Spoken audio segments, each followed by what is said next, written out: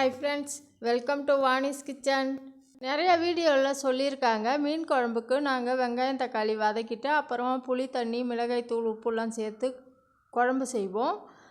அதில் வெங்காயம் தக்காளியை நல்லா வதக்கிட்டு மிக்சி ஜாரில் போட்டு நைஸாக அரைச்சிட்டு அதை புளி தண்ணீரோடு கரைச்சி செஞ்சால் குழம்பு டேஸ்டியாக இருக்கும்னு சொன்னாங்க. சரி, இன்றைக்கி அதை ட்ரை பண்ணலான்ட்டு வெங்காயம் தக்காளியை நல்லா நறுக்கிட்டு ஒரு வாணலில் கொஞ்சமாக எண்ணெய் ஊற்றி வெங்காயம் தக்காளி பச்சை மிளகாய் இது எல்லாத்தையும் வறுத்துட்டு அதுக்கப்புறமா 2 கொத்து கருவேப்பில்லை இதையும் சேர்த்து வறுத்துட்டு மல்லித்தழை கொஞ்சம் இதையும் எல்லாத்தையும் வதக்கிட்டு அதை மிக்சி ஜாரில் ஆறுனதும் நைஸாக அரைச்சிட்டேன். எப்படி இருக்குமோன்ட்டு பார்த்து தான் செஞ்சேன், ஆனால் குழம்பு வச்சு பார்க்கக்குள்ளே சூப்பராக இருந்துச்சுங்க. நம்ம வீட்டில் டெய்லி ஒரே மாதிரி தான் குழம்பு வைப்போம். சரி, சேனலில் பார்த்துருக்கோமே, அவங்க சொல்கிறதையும் ட்ரை பண்ணி பார்க்கலான்ட்டு தான் இந்த ஐடியா. நல்லாவே இருந்துச்சு. பொண்ணோட ஃப்ரெண்டு அடிக்கடி கோயிலுக்கு கூப்பிட்டுச்சு என் பொண்ணை. நான் இல்லாமல் என் பொண்ணு எங்கேயுமே தனியாக போகாது. அதனால் இன்றைக்கி எங்கள் ஊர் பரங்கிப்பேட்டை பெரிய கோயில்னுவாங்க, சிவன் கோயில் தான். எல்லா வித சாமியும் இருக்காங்க அங்கே. கும்பாபிஷேகம் காலையில், நைட்டு திருக்கல்யாணம் அந்த மாதிரி நடந்துச்சு. பரங்கிப்பேட்டையில் தான் பிறந்தேன் வளர்ந்தேன், ஆனால் அந்த பெரிய கோயில் பக்கம் போனதே இல்லை. நேற்று தான் போயிருந்தேன் என் வயசுக்கும். சூப்பராக இருக்குது பார்க்கவே. கிட்டத்தட்ட 3 கல்யாணம் பண்ணுற அளவுக்கு பெரிய கோயில் அது. எனக்கு நைட்டில் வண்டி ஓட்டவே பயமாக இருக்கும். இருட்டில் முகத்தில் லைட் அடிக்கிறதெல்லாம் எனக்கு பிடிக்காத ஒன்று. என் பொண்ணுக்கிட்ட எவ்வளோ சொன்னேன், ஏம்மா ஃப்ரெண்டுக்கிட்ட நீ சொன்னால நாளைக்கு வரேன்ட்டு சொல்லி ஆசை கட்டி மோசம் பண்ணுறியன்ட்டு அது ஒரு மாதிரியாக பேசவும், சரி பிள்ளைங்க ஆசையை இன்றைக்கி நிறைவேற்றலான்ட்டு அது கூட கிளம்பிட்டேன். நான் கோயிலுக்கு போகிறது எனக்கு தெரியவே தெரியாது. குழம்பு எல்லாத்தையும் வச்சுட்டு சாப்பிட்டு முடித்த கையோடு நைட்டு ஃபோன் வருது. ஒரு 4 நாளைக்கு முன்னாடி ஒரு கோயிலில் விசேஷன்ட்டு கூப்பிடும்போது வர முடியாதுன்னு சொல்லிட்டேன். இன்றைக்கும் அந்த மாதிரி சொல்லக்கூடாதுன்ட்டு, என் பொண்ணு வயசு தானே அந்த பொண்ணும், அதனால் மனசு கஷ்டப்படும்ன்ட்டு நான் எதுவுமே சொல்லலை. அங்கே போய் பார்த்தா செம்ம பரங்கிப்பேட்டையில் முக்கால்வாசி அந்த பெரிய கோயிலில் தான் இருந்தாங்க. நைட்டு 8:30க்கு ஆயிடுச்சு. கல்யாணம் முடிய 11 மணி ஆயிடுச்சு. 10:30க்கு சிவன் கோயில் தான். அவர் பேர் ஆதி மூலேஸ்வரர், அவங்க பேர் அமிர்தவல்லி தாயார். 2 பேருக்கும் கல்யாணம் நடந்துச்சு.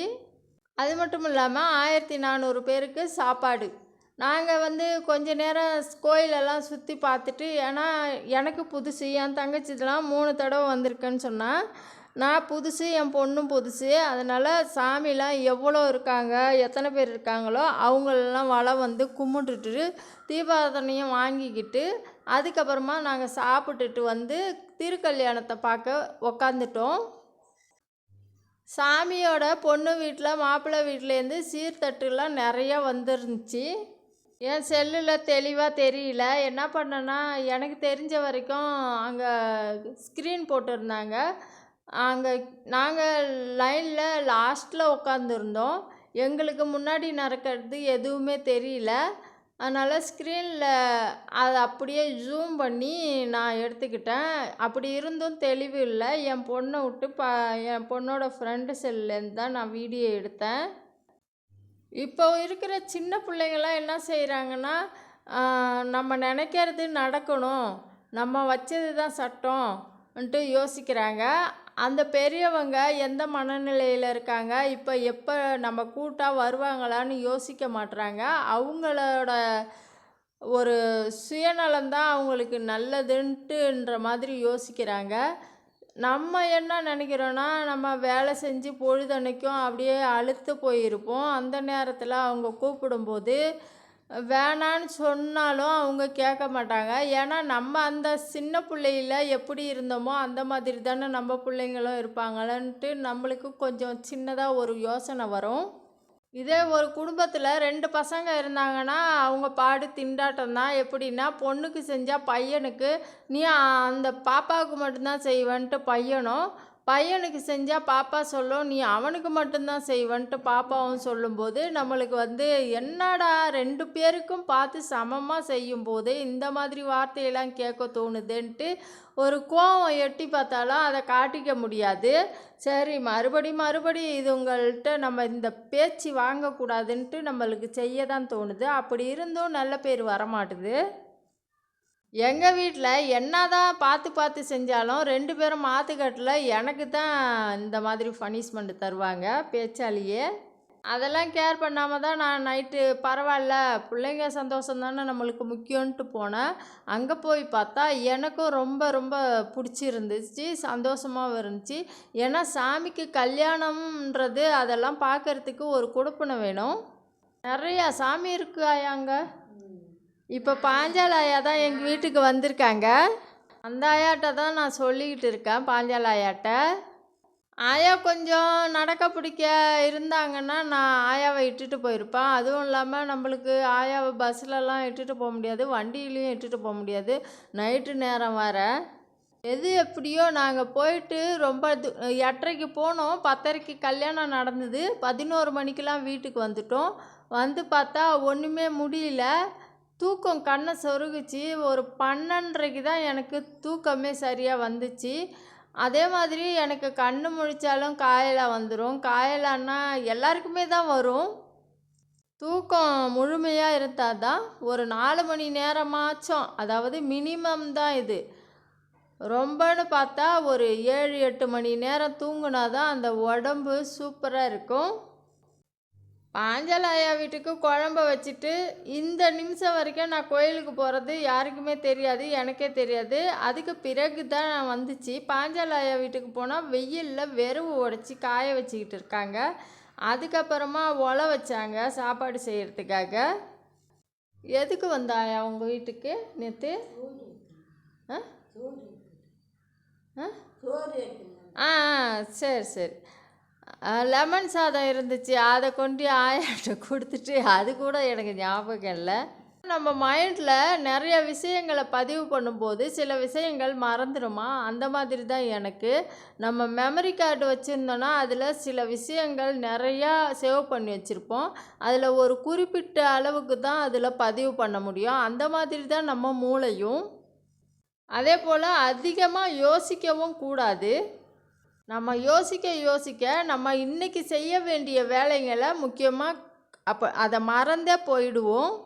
நிறைய பேருக்கு நம்ம அட்வைஸ் பண்ணுவோம், இந்த மாதிரி இருக்கக்கூடாது, அந்த மாதிரி இருக்கக்கூடாது, எதையும் கேர் பண்ணக்கூடாதுன்ட்டு. ஆனால் அந்தந்த இடத்துல இருந்து பார்த்தா தான் அவங்களோட கஷ்ட நஷ்டம்லாம் நம்மளுக்கு புரியும். பாருங்கள், சிவன் கோயில், அதாவது பெரிய கோயில், எவ்வளோ ஜெகஜோதியாக அலங்காரம் பண்ணி வச்சுருக்காங்க பாருங்கள். சிவன் கோயில் உள்ளே போயிட்டு என் பொண்ணும் ஃப்ரெண்டும் ஹாப்பியாக என்ஜாய் பண்ணாங்க. நாங்கள் அவங்கள ஃபாலோ பண்ணிக்கிட்டு பின்னாடியே போனோம். நிறையா சாமிங்க இருக்காங்க அங்கே. நம்ம கோயிலுக்கோ இல்லை வேறு ஏதாச்சும் நல்ல விஷயங்கள் பேசிக்கிட்டு இருக்கும்போதோ கோயில் மணி அடித்தா அது சுப சகுனம்னு சொல்லுவாங்க. அந்த மாதிரி தான் எனக்கு இருந்துச்சு. மாதிரியே பெரிய மோளம் ஒன்று கட்டியிருக்காங்க. அதை நான் தட்டுறேன், என் பொண்ணுக்கிட்ட சொல்கிறேன், அகல் நான் தட்டுறேன், எனக்கும் வீடியோ எடுன்னதும் என் பொண்ணு எடுத்துச்சு. அது ஒரு ஆசை. நமக்கு எவ்வளோ தான் வயசானாலும் அந்த குழந்தைத்தனமான ஒரு இது இருந்துக்கிட்டு தான் இருக்கும் போல இருக்கு. காலையில் கும்பாபிஷேகமும் நைட்டு திருக்கல்யாணமும் நடக்குது. அதை பார்க்குற பாக்கியம் யாருக்கு கிடைக்கும்? எங்களுக்கு கிடைச்சிதுங்க. அம்மாவுக்கு கல்யாணம் முடிஞ்ச கையோட அம்மாவுக்கு நாங்கள் தட்சணை தட்டில் ஆசீர்வாதம் வாங்கிட்டு போனாங்க. அதே மாதிரி எல்லாருக்குமே அங்கே கிட்டத்தட்ட 1,00,000க்கு மேலே தான் ஜனங்க இருந்தாங்க. அதுக்கு மேலே தான் எல்லாருக்குமே பொறுமையாக நிதானமாக புரிகிற மாதிரி அம்மாவுக்கு கல்யாணத்தை பார்க்குற பாக்கியத்தை சொல்லிவிட்டு, இந்த கல்யாணம் நடக்கிறப்போ நீங்கள் உங்கள் பசங்களுக்கு காலகாலத்தில் அந்தந்த வயசு வரும்போது கல்யாணம் பண்ணணும், எல்லாம் நல்லபடியாக நடக்கணுன்ட்டு அவங்க என்னென்ன கோரிக்கை வச்சாங்களோ அதெல்லாம் வேண்டிக்க சொன்னாங்க. நாங்களும் அதுபடி யோசனை பண்ணி நல்லா வேண்டிக்கிட்டோம். இல்லையா? சிவன் கோயில். சாப்பாட்டு வேலை முடிச்சிட்டு நாங்கள் வந்து கும்பாபிஷேகம் நடந்த அகண்ட குண்டத்துலலாம் சாம்பல் இருந்துச்சு. அந்த நேரத்தில் செம்ம சூடாக இருந்துச்சு. அதில் கொஞ்சம் ஒரு பொட்டலமாக கட்டிக்கிட்டோம். இந்த சாம்பலை வந்து நம்ம நிலைவாசல் படியில் வைக்கலாம். அது மட்டும் இல்லாமல் செடிங்க வளர்கிற செடிங்களில் போடலாம், சூப்பராக வளரும்.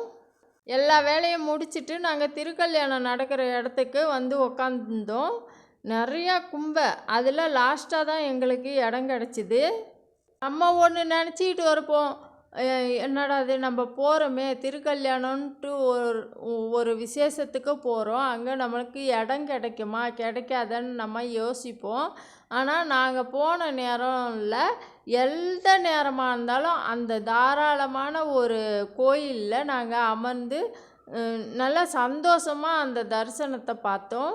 இப்போ அம்மாவுக்கு கல்யாணம் நடந்து அம்மாவை ஆசீர்வாதம் பண்ணிவிட்டு எங்கள் மேலே எல்லாருமே அச்சதை தூவினாங்க. அதாவது நாங்கள் ரொம்ப லாங்கில் உட்காந்தோம். அப்பப்போ கொஞ்சம் கொஞ்சம் கேப் விடுங்க, அவங்க வந்து உங்களுக்கு திருமங்கல்யம் மஞ்சள்லாம் தருவாங்க, அதை வாங்கிக்கலாம், எல்லாருக்குமே கிடைக்கும்ன்ட்டு சொல்லி எங்களுக்கு வந்து ஆதரவாக பேசினப்போ சரின்ட்டு நாங்கள் அமர்ந்து தான் இருக்கோம். ஒரு கொஞ்ச நேரத்தில் என்ன நினச்சாங்க மக்கள்னு தெரில, எழுந்திருக்க ஆரம்பிச்சிட்டாங்க. நம்ம எழுந்திருக்கவே கூடாதுன்னு சொல்லியிருக்காங்க. நான் எழுந்துச்சி நம்ம முன்னாடி நிற்கிறாங்க, நம்மளுக்கு மறைக்குது, நாங்களும் எழுந்திருக்கிற வேண்டிய சூழ்நிலை வந்துடுச்சு. சில பேர் என்ன தான் நீங்கள் காட்டு கத்தலாக கற்றுனாலும் சில பேர் கேட்கவே மாட்டுறாங்க. திருமாங்கல்யம் கொடுக்கும்போது பெண்கள் மட்டும் இல்லாமல் ஆண்களும் கையில் உள்ளதை பிடுங்குறாங்க. பெண்கள் தான் பிடுங்குறாங்கன்னா இவங்கெல்லாம் எதுக்கு பிடுங்குறாங்கன்னு தெரியல. அதுக்கப்புறமா எனக்கு கிடைக்கல, சாமிக்கிட்ட போயிட்டு நின்ன ஒரு ஐயர் வந்து அம்மா மேலே உள்ள தாலி கயிறு எடுத்து மஞ்சளோட கொடுத்தாங்க. அதை வாங்கிக்கிட்டு ரொம்ப திருப்தியாக வந்தோம் வீட்டுக்கு. எல்லாரும் எல்லா வளமும் பெற்று வாழ்க வளமுடன். நாளைக்கு இன்னொரு வீடியோவில் பார்ப்போம். தேங்க்யூ, பாய்.